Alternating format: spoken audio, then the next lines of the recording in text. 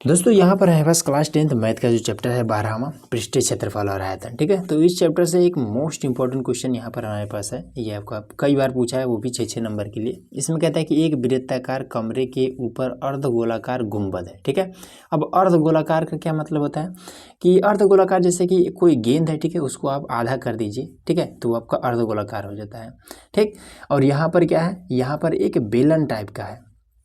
ठीक है, बेलन टाइप का क्या मतलब कि गोलाकार है, ठीक है, और उसी पर दीवार जोड़ दिया गया है, ठीक है, एकदम से गोल में ही। ठीक, और उसी के ऊपर एक गेंद के आधा गेंद टाइप का एक यहाँ पर क्या कर दिया गया है, एक यहाँ पर उसके ऊपर से घेर दिया गया है। ठीक है, तो ये ऊपर वाला क्या है, आधा गेंद टाइप का है, और नीचे वाला ये वाला क्या है, एक बेलन टाइप का है। ठीक है, गोल में ही एक घर बना हुआ है। ठीक है, तो इसमें कह रहे हैं कि उसका कुल भीतरी आयतन 48,510 मीटर क्यूब है। ठीक है, इस कमरे का जो कुल आयतन है, अंदर का जो पूरा जो जगह है, ठीक है, उसका आयतन कितना है, तो यही वाला इसमें कह रहा है कि 48,510 मीटर क्यूब है। ठीक है, तथा भीतरी व्यास, इसका जो भीतरी व्यास है, व्यास का मतलब कि यहाँ से यहाँ तक की जो दूरी है, ठीक है, यहाँ से यहाँ तक की जो दूरी है, ये दोनों दूरी सेम हो जाएगा। ठीक है, दूरी क्या है, इस पूरे के बराबर, इसमें कह रहा है ना कि उसका भीतरी व्यास उसकी महत्तम ऊंचाई के बराबर। ठीक है, महत्तम मतलब यही वाला, इस पूरे ऊंचाई के बराबर ही है ये वाला व्यास। ठीक है, फिगर हमने थोड़ा सा इधर उधर बना दिया है, छोटा बना दिया है। ठीक है, उससे कोई मतलब नहीं, जो इसमें बात कर रहा है वही हम बता रहे हैं। तो कमरे की ऊंचाई ज्ञात कीजिए। ठीक है, तो यहाँ से ले करके और यहाँ तक जो ऊंचाई है टोटल, वो कितना है, वो बात हमें बताना है। ठीक है, तो इसमें देखिए सबसे पहला चीज़ क्या क्या दिया हुआ है, तो इसमें दिया हुआ है क्या कि यहाँ से यहाँ तक जो बेलनाकार भाग है इस कमरे का, ठीक है, उसका यहाँ पर h मान दे दिया है। ठीक है, तो लिख देंगे कि बेलनाकार भाग की ऊंचाई कितना है, h है, कैपिटल H। ठीक है, अब उसके बाद से और यहाँ से यहाँ तक की त्रिज्या कितना हो जाएगा। ठीक है, सबसे पहले तो कुल ऊंचाई यहाँ पर h है, इसमें ऑलरेडी दिया हुआ है। ठीक है, इसी का मान बताना है, तो बता देंगे संपूर्ण ऊंचाई, कमरे की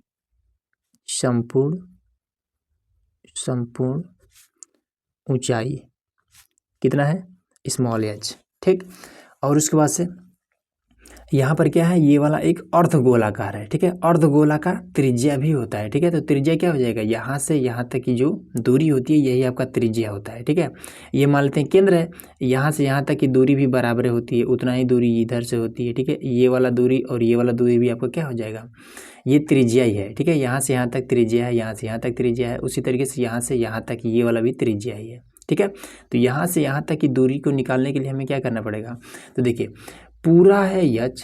ठीक है, इस पूरे में से अगर हम ये इतना निकाल दें, ठीक है, यहाँ से यहाँ तक की दूरी को निकाल दें, तो हमारा क्या बचेगा, यहाँ से यहाँ तक की दूरी बच जाएगा। ठीक है, यही हमारा त्रिज्या है।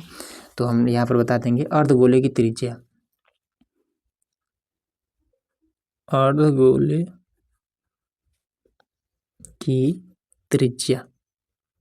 ठीक है, त्रिज्या को r से दर्शाते हैं, त्रिज्या r बराबर में कितना हो जाएगा, इस पूरे में से, पूरे h में से अगर हम माइनस कर दें यहाँ से यहाँ तक की दूरी को, ये कैपिटल H को, ठीक है, तो हमारा क्या हो जाएगा, यहाँ से यहाँ तक बच जाएगा। तो r बराबर में h, ये स्मॉल h माइनस का कैपिटल H।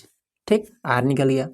उसके बाद से इसमें कह रहा है कि इसका जो भीतरी व्यास है, ठीक है, ये वाला जो पूरा है, ये कितना है, महत्तम ऊंचाई इस पूरे ऊंचाई के बराबर है। ठीक है, लिखते हैं कमरे का व्यास,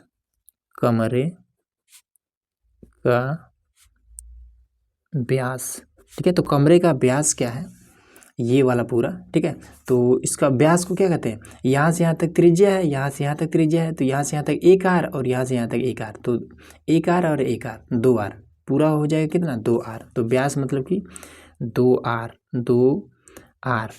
बराबर कितना है, ये पूरे ऊंचाई के बराबर है। ठीक है, पूरे ऊंचाई के बराबर है। ठीक, अब r का मान ये वाला है। ठीक है, तो यहाँ पर रख देंगे कि 2r का मान कितना है, ये वाला h माइनस का कैपिटल H बराबर में ये पूरा, इसका इसमें गुणा कर देंगे। ठीक है, यही से आपका h का मान निकल जाएगा जो निकालना है आपको। ठीक है, 2h और माइनस का ये 2 कैपिटल H बराबर में स्मॉल h। ठीक है, इसको हम इधर भेज देते हैं, इसको इधर बुला लेते हैं, तो 2h और ये इधर चला जाएगा, इसको इधर बुला लाते हैं बराबर के, ये वाला इधर चला जाएगा तो 2h हो जाएगा। ठीक, अब इसमें क्या कर देंगे, इससे घट जाएगा 2h में से 1h, तो h बराबर में हो जाएगा 2H। ठीक, इसी का मान हमें बताना है। अब आ जाइए मेन काम इसमें करते हैं। ठीक है, तो इसका आयतन यहाँ पर ये इतना पूरा दे दिया है। ठीक है, तो सबसे पहले इसका आयतन वाला फॉर्मूला लगाते हैं। ठीक है, क्योंकि आयतन यहाँ पर दे दिया है। तो देखिए अर्धगोले का आयतन का फॉर्मूला कितना होता है, तो सबसे पहले क्या करते हैं कि कमरे का कुल आयतन का फॉर्मूला यूज करेंगे। ठीक है, देखिए इसको ऐसे करेंगे, तो कमरे का संपूर्ण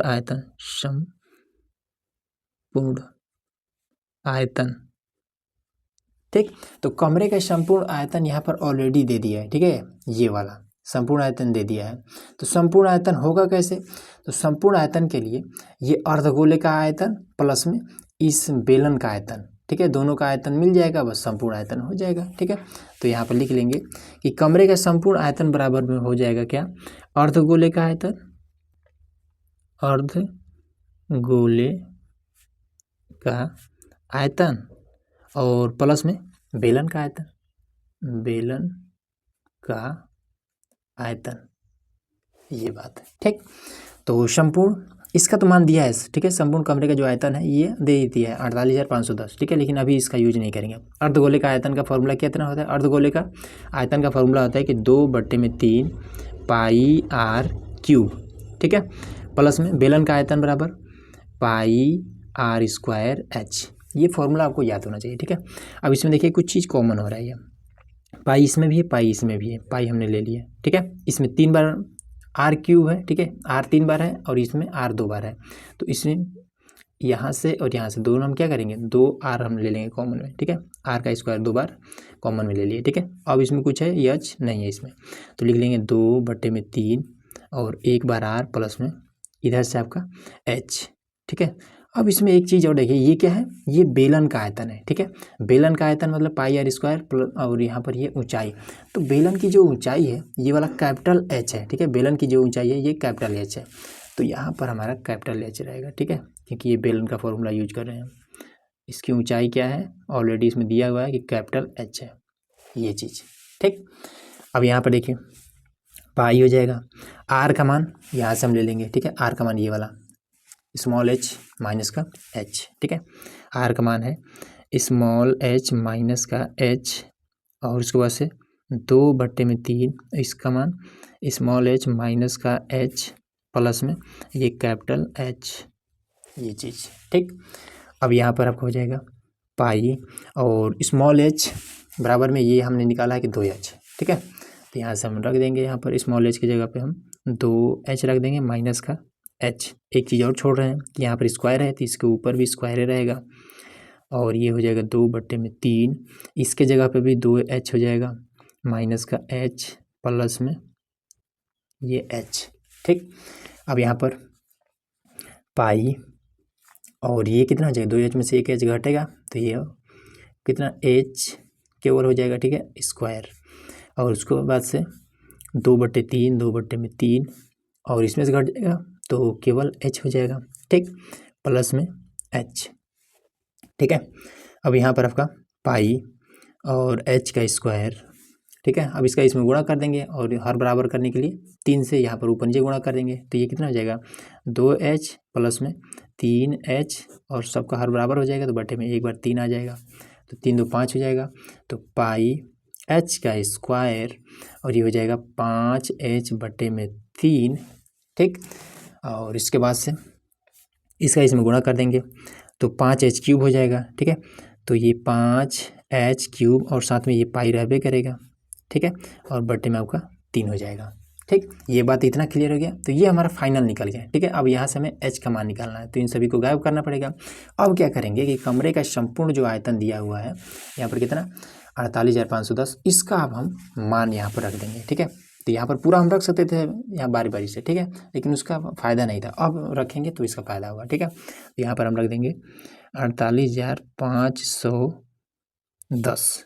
ठीक, अब इसको हम आगे करते हैं, तो चलिए अभी 3 इधर क्या कर रहा है, भाग कर रहा है। ठीक है, इधर भेज देते हैं तो इसके साथ गुणा करने रहेगा, तो ये हो जाएगा 48 510 गुणे में 3 हो जाएगा। ठीक है, 5 इसके साथ में भाग कर रहा है, ठीक है, गुणा कर रहा है सॉरी, तो इधर आएगा तो भाग करने लगेगा, तो नीचे हो जाएगा ये 5। ठीक है, पाई ये भी आपका नीचे ही आ गया, इसके साथ सेट हो जाएगा। ठीक है, ये हो जाएगा।